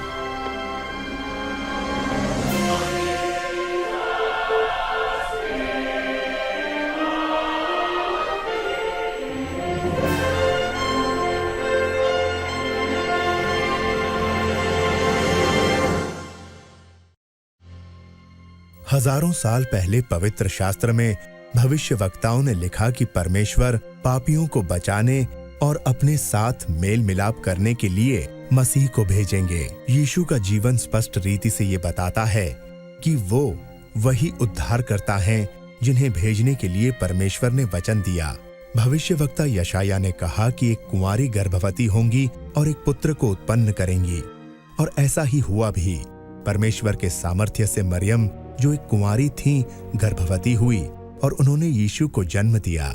जैसा शास्त्र वचन में लिखा है, उनका अद्भुत रीति से जन्म लेना परमेश्वर की ओर से ये चिन्ह है कि वो बालक जो जन्मा है मसीह है, जिसे परमेश्वर अपना पुत्र कहते हैं। जब लोगों ने यीशु को देखा तो उन्होंने उनमें परमेश्वर के चरित्र और सामर्थ्य को देखा। उन्होंने लोगों को चंगाई दी और उनके पापों को क्षमा किया। उन्होंने लोगों से वादा किया कि उन्हें अनंत राज्य में स्थान मिलेगा। यीशु ने अपना जीवन बलिदान किया और सब मनुष्यों का दंड स्वयं सहा। उन्होंने मृतकों में से जी उठने के द्वारा ये प्रकट किया कि उनकी सामर्थ्य मृत्यु की सामर्थ्य से कहीं ज्यादा है।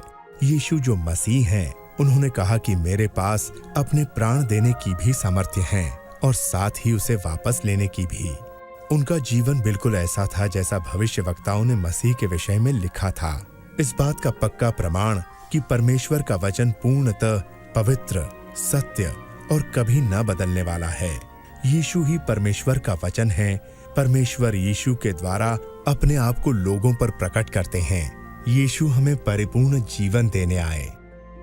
आदि में परमेश्वर ने आदम और हव्वा की रचना की थी ताकि वे उनकी उपस्थिति में आनंद से रह सकें, लेकिन उन्होंने परमेश्वर पर अविश्वास किया और उनकी आज्ञा को नहीं माना। उस लज्जाजनक कार्य ने उन्हें परमेश्वर से दूर कर दिया। पवित्र शास्त्र में लिखा है कि सभी मनुष्यों ने पाप किया है और पाप का परिणाम मृत्यु है। जो लोग पाप करते हैं वो परमेश्वर के साथ संगति नहीं कर सकते। जिस प्रकार परमेश्वर ने एक मेंढा अब्राहम के पुत्र की जगह मरने के लिए उपलब्ध कराया, इसी प्रकार परमेश्वर ने यीशु को आदम के वंशजों की जगह मरने के लिए भेजा। उन्होंने ये इसलिए किया कि जो कोई भी यीशु पर विश्वास करते हैं वो उनकी उपस्थिति में आ सकते हैं। इसलिए जो यीशु के पीछे चलते हैं वे पाप के दंड से छुटकारा पाकर सदैव परमेश्वर के साथ रहेंगे। जब यीशु मुर्दों में से जी उठे तो उन्होंने अपने चेलों से कहा, हर राष्ट्र में मेरे नाम से लोगों में ये प्रचार किया जाएगा कि परमेश्वर उनके अपराध क्षमा करते हैं जो अपने पापों को छोड़कर उनकी ओर फिरेंगे। यीशु ने यह भी कहा कि परमेश्वर पवित्र आत्मा को भेजेंगे कि वे उनके चेलों के साथ रहें और उन्हें सामर्थ्य दें कि वे परमेश्वर के मार्ग पर चल सकें। जब एक पापिन स्त्री ने अपने पापों से मन फिराया और यीशु के पीछे चलना शुरू किया, तब यीशु ने उससे कहा, तेरे पाप क्षमा हुए, तेरे विश्वास ने तुझे बचा लिया। यीशु ने कहा, जब लोग पूर्ण सच्चाई से परमेश्वर से प्रेम करते हैं तो उसका प्रमाण है कि परमेश्वर ने उनके अपराध क्षमा किए। जो यीशु के शिष्य बनने का निर्णय लेते हैं वे यीशु के साथ अपने संबंध की शुरुआत इन शब्दों के इस्तेमाल से कर सकते हैं। पिता परमेश्वर, आप धर्मी हैं। मैं धन्यवाद करता हूं कि आप मुझसे प्रेम करते हैं। मुझे इस बात का पछतावा है कि मैंने आपकी आज्ञाओं को नहीं माना और आपके विरुद्ध पाप किया। मैं धन्यवाद देता हूं कि आपने यीशु को मेरी जगह क्रूस पर मरने के लिए भेजा और वो तीसरे दिन जी उठे। मैं धन्यवाद देता हूं कि उन्होंने मेरे पापों का दंड सहा। मैं आपके मार्ग पर चलना चाहता हूं और यीशु को अपने उद्धारकर्ता और प्रभु के रूप में ग्रहण करना चाहता हूं। मैं धन्यवाद देता हूं कि आपने मेरे पापों को क्षमा किया और हमेशा के लिए अपने साथ अपने राज्य में रहने के लिए द्वार खोल दिए। मैं विनती करता हूं कि अपना पवित्र आत्मा मुझे दें ताकि वो मेरे साथ रहे और मुझे आपका मार्ग दिखाए। वो मुझे सामर्थ्य दे ताकि मैं अपने पूरे मन से आपसे प्रेम रख सकूं, ताकि मैं ऐसा जीवन जीऊं जो आपको पसंद हो और इस दुनिया में हर जगह लोग आपकी स्तुति करें। आमीन। यीशु ने अपने शिष्यों के बारे में कहा, मेरी भेड़ें मेरा शब्द सुनती हैं और मैं उन्हें जानता हूं और वो मेरे पीछे चलती हैं। यीशु के शिष्य आपस में मिलते हैं, वो हर रोज उनसे बातें करते हैं, उनके वचन को पढ़ते हैं, वो हमेशा उनकी शिक्षाओं को मानते हैं, अनुसरण करते हैं। यीशु उनके मार्गदर्शक हैं और परमेश्वर का आत्मा जो उनके हृदय में रहता है उन्हें सामर्थ्य प्रदान करता है।